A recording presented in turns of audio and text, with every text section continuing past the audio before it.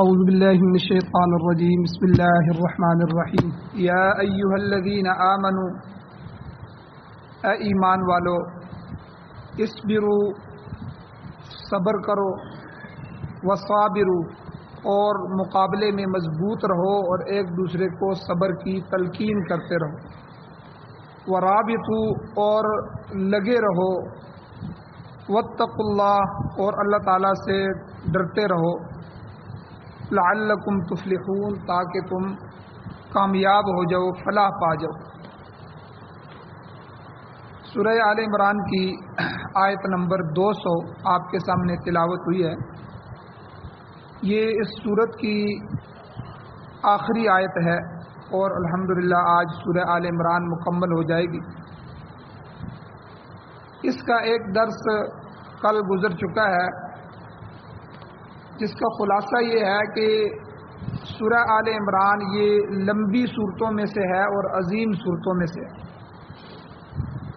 سورت کے اختتام پر اللہ نے یہ جو آخری آیت ایمان والوں سے خطاب کی تو اس میں اس پوری سورت کا خلاصہ بیان کیا۔ اللہ نے 5 اصول بیان فرمائے کہ پہلا آمنو ایمان لاؤ، پہلا اصول ایمان ہے۔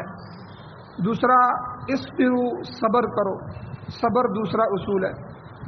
تیسرا وصابروا خود بھی صبر کرو اور دوسروں کو بھی صبر کی تلقین کرتے رہو، دوسروں کو بھی صبر کا حکم دیتے رہو، سبق دیتے رہو۔ اور ورابطوا جس کام میں لگے ہوئے ہو اس میں مضبوطی کے ساتھ لگے رہو۔ اور واتقوا اللہ 5واں اصول کہ اللہ کا تقوی اختیار کرو، اللہ تعالیٰ کی ذات سے ڈرو۔ جب یہ تم 5 کام کرو گے تو لعلکم تفلحون تم کامیاب ہو جاؤ۔ چھٹا اعلان اللہ تعالیٰ نے ایمان والوں کی فلاح اور کامیابی کا کیا کہ اگر یہ 5 اصول قوم اختیار کرے گی تو اللہ تعالیٰ انہیں دنیا میں بھی کامیاب کریں گے اور آخرت میں بھی کامیاب کریں گے۔ تو ان میں سے 3 اصول ان کی تفصیل کل کے درس میں بیان ہو چکی ہے۔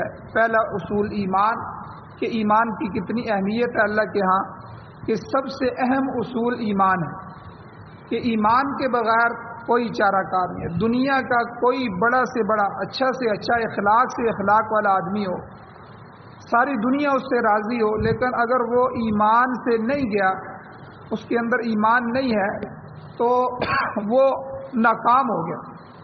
ایمان کہتے اسے ہیں کہ حضور علیہ الصلاۃ والسلام کو اللہ کا پیغمبر ماننا، حضور علیہ السلام کو سچا ماننا اور حضور کی تعلیمات کو سچا ماننا، اللہ تعالیٰ کو اکیلا وحدہ لا شریک ذات ماننا۔ تو اگر وہ اس کو نہیں مان کے گیا، اللہ کو اللہ نہیں مان کے گیا، حضور کو نبی نہیں مان کے گیا، قرآن کو اپنا دستور نہیں مان کے گیا، ایمان نہیں لایا تو وہ کامیاب نہیں ہے، ناکام ہو گیا۔ تو اس لیے سب سے اہم چیز جو ہے وہ اللہ تعالیٰ کی نظر میں سب سے قیمتی چیز ایمان ہے، اور اس پر تفصیل جو ہے کل کے درس میں گزر گئی۔ دوسری چیز صبر ہے۔ صبر میں نے کل 3 قسمیں بیان کی تھیں۔ صبر علی المصیبہ کہ جب مصیبت آ جائے، تکلیف آ جائے، پریشانی آ جائے، بیماری آ جائے، دکھ آ جائے تو اس پر صبر کرنا۔ دوسرا صبر علی الطاعہ نیکیوں پر ڈٹے رہنا، نیکیوں پر استقامت کرنا۔ کسی نیک کام کو کرنے کے لیے ہمیشگی اختیار کرنا یہ آسان کام نہیں ہے، اس کے لیے بڑا صبر اور بڑا مجاہدہ چاہیے۔ روزانہ 5 وقت کی نماز کو اپنے وقت میں ادا کرنا یہ مشکل کام ہے، اور اسی طرح جو ہے رمضان کے روزے رکھنا اور حج کی سعادت ادا کرنا، تو یہ سارے کام جو ہیں جو نیک کام ہیں ان پر جو ہے صبر کرنا، جم جانا۔ اور تیسرا صبر عن المعصیہ گناہوں سے رکنے پر صبر کرنا، اپنے آپ کو اپنی خواہشات کو روکے رکھنا اور ان پر روک لگانا، پیرا لگانا۔ تو یہ جو ہمارے تصوف والے حضرات ہیں یہ نفس پر یہی محنت کرتے ہیں کہ نفس کے اندر جو خواہشات ابھر رہی ہیں یہ خواہشات دب جائیں، ختم تو نہیں ہوں گی۔ ہر وقت انسان کے نفس میں خواہشات پیدا ہوتی رہتی۔ آدمی بعض دفعہ بوڑھا ہو جاتا ہے، انتہائی موت کے قریب پہنچ جاتا ہے، لیکن پھر بھی دنیا کی ہرس اس کے اندر جوان رہتی ہے۔ یہ بھی ہو جائے، یہ بھی ہو جائے، میرے مرنے سے پہلے پہلے یہ بھی ہو جائے، ٹھیک ہے، بس یہ بھی ہو جائے، یہ بھی ہو جائے، یہ خواہشات انسان کے نفس میں پیدا ہوتی رہتی ہیں. تو اصل چیز یہ ہے کہ انسان ان کو دبا کر اللہ کی ذات کی طرف متوجہ رہے. تو یہ صبر عن المعصیہ کہ جو گناہ، جو خواہشات دل میں پیدا ہو رہے ہیں، جو حرام ہیں، جو ناجائز ہیں، ان خواہشات سے رکے رہنا، یہ بھی صبر ہے. تو یہ 3 قسمیں ہیں صبر کی، تو ان تینوں پر عمل کرنا چاہیے. اور اسی طرح تیسرا اصول کل بیان ہوا تھا، تلقین صبر وصابروا، کہ خود تو صبر کر رہے ہیں، پوری امت کو صبر پر لے کے آئیں، اپنے خاندان کو، اپنی برادری کو، اپنے اولاد کو صبر کا درس. تو اس کی بے شمار مثالیں ہیں کہ کس طرح تنگیوں کے اندر، تکلیفوں کے اندر جو ہے صحابہ اکرام نے اور حضور علیہ الصلوۃ والسلام نے خود بھی صبر کیا اور ایک دوسرے کو بھی صبر پر لے کے آئے، صبر کی تلقین. تو یہ 3 اصول کل کے درس میں بیان ہو چکے تھے. آج چوتھا اصول ہے ورابطو، رباط. رابطو اس کا مطلب ہے نیکی اور اطاعت کے کاموں میں لگے رہو. رابطو کا ایک معنی لگے رہو، اور دراصل رابطہ کہتے ہیں دشمن کی سرحد پر گھوڑوں کو باندھنا، گھوڑوں کو دشمن کی سرحدوں پر باندھ کے رکھنا. جہاں 2 ملکوں کی سرحدیں مل رہی ہوں، وہاں سرحدوں کی حفاظت کے لیے ہمہ وقت مستعد رہنا، چوکنا رہنا، تیار رہنا، یہ بھی انہی معنی میں آتا ہے. اسے مرابطہ کہتے ہیں، رباط. تو اسلامی ملک کی سرحدوں کی حفاظت کرنے والے اور وہاں پر پہرا دینے والے، ان لوگوں کی بڑی فضیلت حضور علیہ الصلوۃ والسلام نے بیان فرمائی. اور یہ اس لیے ضروری ہے کہ کہیں دشمن حملہ کر کے اسلام کے پروگرام میں خلل اندازی نہ پیدا کر. تو لہذا سرحدوں کی حفاظت اہل اسلام کے لیے فرض ہو جاتی ہے. یہ جو مجاہدین اسلام ہیں اور اسی طرح افواج پاکستان یا افواج ممالک ہوتی ہیں، تو سرحدوں پر اگر یہ رہتے ہیں تو وہ پورے ملک کی حفاظت کر رہے ہوتے ہیں. تو یہ ان کا وہاں پر رات کو جاگ کے پہرا دینا، یہ پورے ملک کی حفاظت کرنا ہے. اگر وہ سو جائیں، اگر سرحدوں والے غافل ہو جائیں، تو باہر کے ڈاکو، باہر کے اسمگلر، باہر کے غلط لوگ جو ہے وہ ملک کے اندر داخل ہو جائیں گے، اور ملک میں تباہ کاریاں ہوں گی، ملک کے اندر تخریب کاریاں ہوں گی، ملک کے اندر دہشت گردیاں ہوں گی. تو اس لیے ان لوگوں کے ثواب کو بھی حضور نے بڑا بیان فرمایا. لیکن یاد رکھیں، اس میں 2 چیزیں ہیں، ایک وطن کی محبت ہو اور ایک اسلام کی محبت، دونوں محبتیں ہوں. خالی وطن اور مٹی کی حفاظت کرنا یہ جو ہے اسلام کے اندر جائز نہیں ہے. وطن جو ہے یہ بھی گویا کہ آج کے زمانے کے بتوں میں سے ایک بت ہے جس کو پوجا جا رہا ہے کہ جی ہم وطن پر جان قربان کر دیں گے، وطن پر یہ کر دیں گے، لیکن اسلام کا نام نہیں لینے دیں، اس وطن میں اسلام نہیں آنے دیں. آج یہی ہو رہا ہے. آپ اپنے ملک میں دیکھیں کہ وطن کے لیے جانیں قربانیں ہو رہی ہیں، وطن کے لیے سب کچھ ملی نغمے لکھے گئے ہیں. ملی نغمے جب 14 اگست آتا ہے تو یہ میرا وطن، یہ تیرا وطن، یہ فلاں وطن، یہ فلاں وطن، لیکن اسلام کا نام نہیں لینا. بلکہ یہ ہمارے حکمرانوں نے، یہ جو ہمارے ملک کے ساتھ اسلامی جمہوریہ پاکستان لکھا ہوا ہے، ہمارے ملک کا پورا نام ہے اسلامی جمہوریہ پاکستان، یہ اسلامی کا لفظ مٹانے کے لیے بھی کئی دفعہ کوشش ہوئی کہ اس کو صرف جمہوریہ پاکستان کہا جائے، یہ اسلامی کا لفظ مٹایا جائے. تو یعنی اسلام کی شناخت سے ہی نفرت کرتے ہیں. تو اس لیے اگر کوئی ایسا فوجی ہے جو صرف وطن کے لیے اپنی جان کو پیش کر رہا ہے اور اسلام کی محبت نہیں ہے، یا اسلام کے لیے پہرا نہیں دیتا، یا اس کا ارادہ نہیں ہے، تو اس کے لیے یہ فضائل نہیں. یہ وہ مجاہدین اسلام اور وہ افواج پاکستان جو جن کا واقعتاً ماٹو جو ہے وہ تقوی، ایمان، تقوی اور جہاد فی سبیل اللہ، یہ ہماری فوج کا ماٹو ہے، ایمان، تقوی اور جہاد فی سبیل اللہ. تو اگر اسی ماٹو کے اوپر جو ہے ان پر محنت بھی ہے اور اپنے دشمنوں سے لڑنا بھی ہے اور اسلام اور ایمان اور تقوی کی حفاظت بھی ہے، تو پھر تو یہ بہت بڑا ثواب ہے. تو بہرحال رباط جو کہتے ہیں، یہ جو ہے 2 ملکوں کی جو سرحدیں ہیں، تو اسلامی ملک کی حفاظت کرنے کے لیے سرحد پر کھڑے ہو کے پہرا دینا یہ جو ہے فرض بھی ہے اور اس کی بڑی فضیلت بھی ہے۔ اب فضائل کیا ہیں؟ حدیث میں آتا ہے، حضور علیہ الصلوۃ والسلام نے ارشاد فرمایا، رباط یوم خیر من صیام شہر وقیامہ۔ مسند احمد کی روایت ہے، حضور نے فرمایا کہ سرحد پر کھڑے ہو کر ایک رات پہرا دینا، ایک رات کا پہرا دینا مہینے بھر کی نفلی عبادت سے افضل ہے۔ آپ دیکھیں کتنی بڑی فضیلت حضور نے بیان فرمائی مرابط کی، جو رباط کے اندر ہے، پہرا دینے والا ہے سرحد پر، کہ ایک رات کا پہرا کتنا کہ پورے مہینے کی نفلی عبادت، وقیام ہی، اور اس کا قیام، کھڑے ہو کے اللہ کے سامنے نفل پڑھنا اور دوسری نفلی عبادتیں کرنا، پورے مہینہ ایک بندہ اس میں لگا رہے، اور ایک آدمی ایک دن جا کے سرحد کے اوپر پہرا دیتا ہے اس ملک کی حفاظت کے لیے، اس اسلام کی حفاظت کے لیے، تو اللہ تعالیٰ اسے پورے مہینے کی نفلی عبادت کا ثواب عطا فرماتے ہیں۔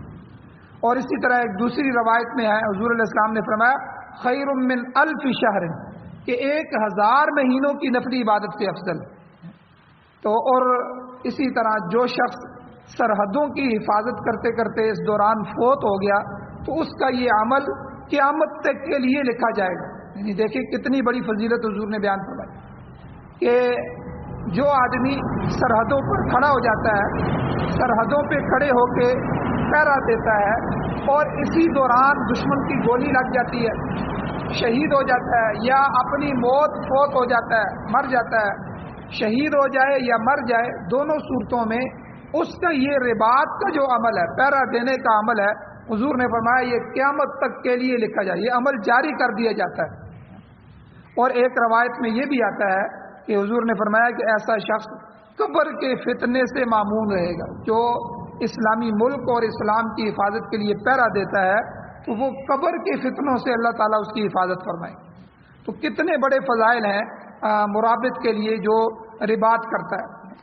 اور اب دیکھیں کہ رباط کی 2 صورتیں ہیں، ایک صورت ہے ظاہری، ایک صورت ہے باطنی، ایک ہے ظاہر کی اور ایک ہے اندر کی، باطن کی۔ ظاہری رباط تو ابھی میں نے بیان کر دیا کہ ظاہری رباط یہ ہے کہ انسان اپنی ملک کی، اپنے علاقے کی جو سرحدیں ہیں ان سرحدوں کے اندر اوپر جا کر پہرا دے اور دشمن سے اپنے ملک کی حفاظت کرے، یہ تو ظاہری رباط ہے۔ اور باطنی رباط یہ ہے کہ انسان شیطان کے مقابلے میں مستعد ہو جائے، کیونکہ ایک دشمن اس کا ظاہر ہے، انڈیا ہمارا دشمن ہے، فلاں ہمارا دشمن ہے، اس سے ہم نے اپنے ملک کی حفاظت کرنی ہے، اسلام کی حفاظت کرنی ہے۔ تو ایک تو ہمارا ظاہری دشمن ہے جو ہمیں نظر آ رہا ہے، ایک ہمارا باطنی دشمن ہے نفس اور شیطان۔ یہ نفس اور شیطان ہمارے اندر کے دشمن ہمیشہ وہ ہمارے ساتھ رہتے ہیں، تو اس لیے باطنی رباط یہ ہے انسان شیطان کے مقابلے میں تیار ہو جائے اور اسے خلل اندازی نہ کرنے دے، اسے اپنے اندر داخل نہ ہونے دے۔ تو جس طرح ظاہری دشمن کے مقابلے میں سرحدوں کی حفاظت ضروری ہے، اسی طرح باطنی دشمن یعنی شیطان کا مقابلہ کرنا بھی ضروری ہے، تاکہ وہ وسوسہ اندازی نہ کر سکے، وسوسے نہ ڈال سکے۔ اور اسی طرح دنیا سے اپنی حفاظت کرنا۔ دنیا جو ہے علماء لکھتے ہیں کہ دنیا کی مثال کشتی اور پانی کی ہے۔ جب تک کشتی پانی کے اوپر چلتی رہتی ہے تو وہ سفر کرتی رہتی ہے، کتنے مسافروں کو لے کے جاتی ہے، لے کے آتی ہے، کتنا سامان، پوری دنیا میں بحری جہاز کتنا سفر کر رہے ہیں، تو وہ پانی کو اپنے اندر داخل نہیں ہونے دیتے، پانی کے اوپر اوپر چلتے ہیں۔ تو اب پانی کو بھی استعمال کر رہے ہیں اور اپنا فائدہ بھی اٹھا رہے ہیں اور وہ اپنی زندگی بھی گزار رہے ہیں۔ تو اسی طرح ایمان والے کے لیے دنیا ہے کہ دنیا پانی کی طرح ہے، ایمان والا اس کو اپنے دل میں داخل نہ ہونے دے۔ جس دن یہ دنیا دل میں داخل ہو گئی تو دل نے اس کو پکڑ لیا، اس دن انسان کی دنیا اور دین سارا تباہ ہوگا۔ تو دل میں دگا نہ دے، دنیا کمائے، دنیا کو استعمال کرے، دنیا کو اللہ کے راستے میں خرچ کرے، اپنی آخرت دنیا سے بنائے، دنیا سے فائدے اٹھائے، سارا کچھ کرے، لیکن دنیا کے ساتھ دل نہ لگائے، اس کے ساتھ دل لگانے کی اجازت نہیں ہے۔ اس پر بھی رباط کرے، پہرا دے کہ یہ دنیا کہیں میرے دل میں داخل نہ ہو جائے۔ تو اسی لیے یہ جو اللہ والے ہوتے ہیں، تصوف کے حضرات جو ہوتے ہیں، یہ اللہ اللہ کی جو ضربیں لگاتے ہیں کہ دل میں صرف اللہ کی ذات بیٹھ جائے، اللہ اللہ کا ذکر کروایا جاتا ہے تو تاکہ اللہ تعالیٰ کی ذات دل میں آ جائے اور اللہ کی ذات کے علاوہ کوئی چیز دل میں نہ آئے، دل میں کسی چیز کو بندہ جگہ نہ دے۔ تو اس لیے یہ باطنی رباط ہے کہ آدمی جو ہے ان شیطان سے، نفس سے اور دنیا سے اور ان طرح کی چیزوں سے بھی اپنی حفاظت کرے، تو یہ بھی ضروری ہے۔ حضور علیہ الصلوۃ والسلام کا فرمان ہے، حدیث شریف میں آتا ہے، حضور نے فرمایا صحابہ سے، الا ادلکم علی ما یمحو اللہ بہ الخطایا، اے میرے صحابہ کیا میں تمہیں وہ چیز نہ بتاؤں جس چیز کے ذریعے اللہ تعالیٰ تمہاری خطاؤں کو مٹا دے، وَيَرْفَعُ بِهِ الدَّرَجَاتِ، اور جس کے ساتھ اللہ تمہارے درجات بلند فرما دے۔ قالوا بلا یا رسول اللہ، سب نے کہا کہ اے اللہ کے رسول کیوں نہیں، آپ ہمیں بتائیں۔ تو حضور علیہ الصلوۃ والسلام نے فرمایا اسباغ الوضوء علی المکارہ وکثرۃ الخطا خطا الی المساجد وانتظار الصلاۃ بعد الصلاۃ فذلکم الرباط۔ تین چیزیں حضور علیہ الصلوۃ والسلام نے صحابہ کو فرمایا کہ تکلیف برداشت کر کے کامل وضو بنانا۔ آدمی کا دل نہیں کرتا، سردی ہوتی ہے، پانی بھی ٹھنڈا ہے، ٹھیک ہے، لیکن پھر بھی وہ پورے وضو کے اندر جو سنتیں ہیں پورا اہتمام کر کے پورے اعضاء کو دھو کے اچھی طرح وضو کرتا ہے، کامل وضو بنانا۔ حضور نے فرمایا یہ مشقت ہے۔ اور اسی طرح مسجد کی طرف کثرت سے قدم اٹھانا۔ ہم جب بار بار مسجد کی طرف آتے ہیں، 5 وقت آتے ہیں جاتے ہیں آتے ہیں جاتے ہیں، یہ کثرت کے ساتھ قدم ہیں جو اللہ کے ہاں ہمارے لکھے جاتے ہیں۔ تو حضور نے فرمایا کہ جو ہے مسجد کی طرف کثرت سے قدم اٹھانا۔ اور تیسری چیز حضور نے فرمایا ایک نماز کے بعد دوسری نماز کا انتظار کرنا۔ اس کی دونوں صورتیں ہیں، یا تو مسجد میں ہی بیٹھ جائے اور وہاں اللہ اللہ کرتا رہے، تسبیحات کرتا رہے اور وہاں دوسری نماز کے انتظار میں، یا اگر گھر چلا جائے تو اس کو فکر ہو کہ بس میں نے گھر جانا ہے، یہ کام کرنا ہے اور فوراً میں نے ابھی عصر پڑھی ہے تو مغرب کو پہنچنا ہے، مغرب پڑھی ہے تو ابھی عشاء کا ٹائم ہوگا، میں نے دوبارہ اللہ کے سامنے سجدہ کرنا ہے، اللہ کے حکم کو پورا کرنا ہے۔ تو یہ انتظار، دونوں طرح کے انتظار یہاں مراد ہو سکتے ہیں۔ تو اس لیے حضور نے فرمایا صحابہ کو کہ یہ بات آپ نے 3 دفعہ فرمائی کہ یہ تینوں چیزیں تمہارا رباط ہے، تمہارا یہ پیرا دینا ہے۔ تو یہ 3 چیزیں ہوگی، یہ تکلیف برداشت کر کے کامل وضو کرنا، مسجد کی طرف کثرت کے ساتھ قدم اٹھانا، اور ایک نماز کے بعد دوسری نماز کا انتظار کرنا۔ تو بہرحال جو ہے چوتھا اصول اللہ تعالیٰ نے فرمایا ورابطوا، تو دین کے کاموں میں لگے رہو، اللہ اور اللہ کے رسول کے لیے، اسلام کے لیے، اپنے وطن کے لیے پہرے دیتے رہو، ان کی حفاظت کرتے رہو۔ اور 5واں اصول آخر میں اللہ نے فرمایا واتقوا اللہ، اے ایمان والو اللہ تعالیٰ سے ڈرو، تقوی اختیار کرو۔ تقوی ایک اہم اصول ہے۔ تقوی کے معنی ہے اللہ سے ڈر جانا، برائیوں سے بچ جانا، اللہ کی حدوں کو قائم کرنا۔ شاہ ولی اللہ محدث دہلوی رحمۃ اللہ علیہ اپنی کتاب القدس کے اندر فرماتے ہیں کہ تقوی محافظت است بر حدود شرع، فارسی کے اندر یعنی شریعت کی حدود کی حفاظت کرنا تقوی کہلاتا ہے۔ یہ کام حلال ہے، یہ کام شریعت نے حرام کر دیا، ہم نے حلال کرنا ہے، ہم نے حرام میں داخل نہیں ہونا، یہ حفاظت ہو۔ اسی طرح یہ کام مشتبہ ہے، حلال اور حرام کے درمیان ایک چیز مشتبہ ہو جاتی ہے، شبہ پیدا ہو گیا، تو یہ چیز حلال ہے کہ نہیں ہے، یہ حرام ہے کہ نہیں ہے، شبہ ہے، تو شبہات سے بھی بچنا۔ متقی آدمی، تقوی والا آدمی، وہ اپنے آپ کو شبہات سے بھی بچائے گا۔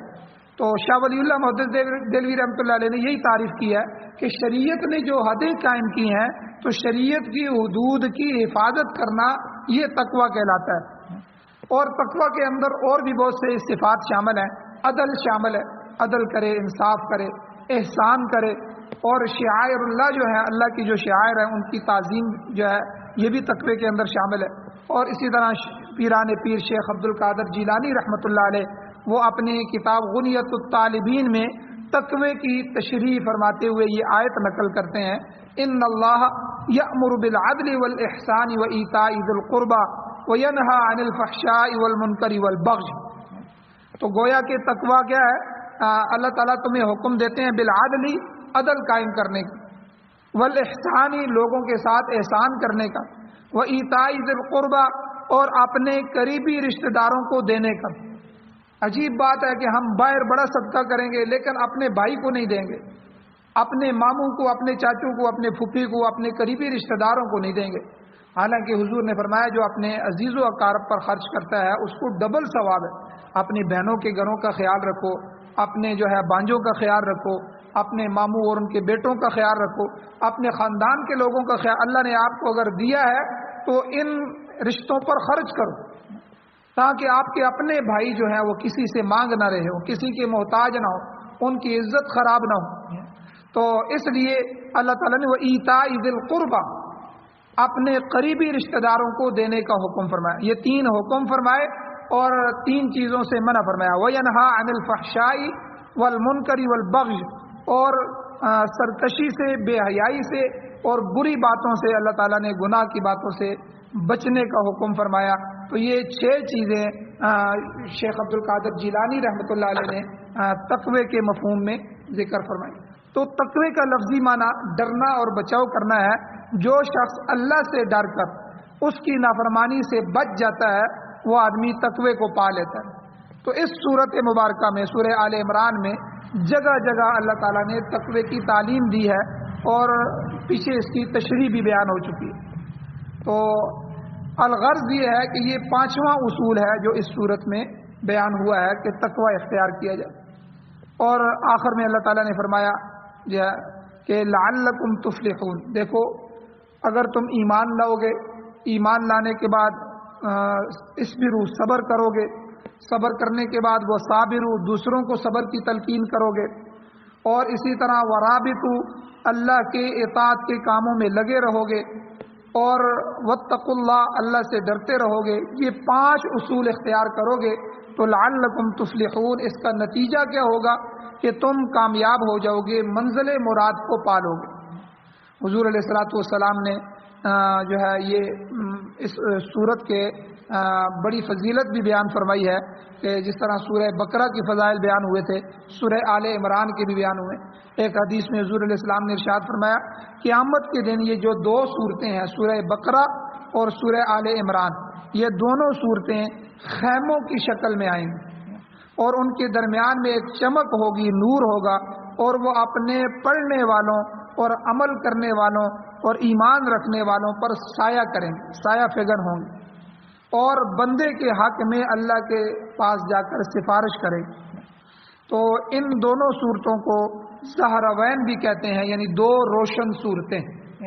تو اللہ تعالیٰ نے ان لمبی صورتوں میں بہت سے حقائق بیان فرمائے، بہت سے معارف، بنیادی اصول اور مسائل بیان فرمائے ہیں. اور دارمی شریف کی روایت میں آتا ہے، حدیث میں آتا ہے کہ حضور علیہ السلام نے فرمایا کہ جو شخص جمعے کے دن سورہ آل عمران کی تلاوت کرے گا اس کے لیے فرشتے سارا دن دعائیں کرتے رہتے ہیں.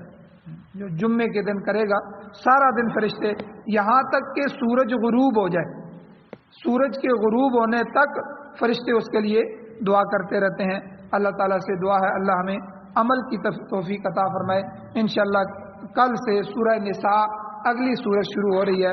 انشاءاللہ سورہ نساء کے اندر عورتوں کے بہت سے مسائل ہیں، اسی طرح وراثت کے مسائل ہیں، اور بہت سے قیمتی مسائل جو ہے وہ اللہ تعالیٰ نے بیان فرمائے ہیں. انشاءاللہ اس درس کو بھی جاری کیا جائے گا. اللہ تعالیٰ سے دعا ہے اللہ ہمیں عمل کی توفیق عطا فرمائے. آمین. الحمدللہ رب العالمین والعاقبۃ للمتقین والصلاۃ والسلام علی رسولہ النبی الامی الکریم.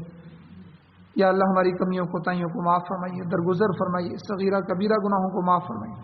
یا اللہ یہ جو آپ نے قرآن مجید میں بار بار تقوی کا حکم دیا ہے، دوسرے اصول بیان فرمائیں، یا اللہ ہمیں اس پر عمل کرنے کی توفیق عطا فرمائیں. قرآن و سنت پر عمل کرنے کی توفیق عطا فرمائیں. قرآن و سنت کو یا اللہ ہمارے ملک پاکستان اور پوری دنیا میں یا اللہ قرآن و سنت کو بطور آئین، بطور ضابطۂ حیات یا اللہ ہمارے مقدر فرمائیے، ہمیں نصیب فرمائیے. یا اللہ ہم سب کا خاتمہ ایمان پر فرمائیے، سعادت والی زندگی اور شہادت والی موت نصیب فرمائیے. صلی اللہ تعالی علی خیر خلقہ محمد وآلہ وصحبہ اجمعین برحمتک یا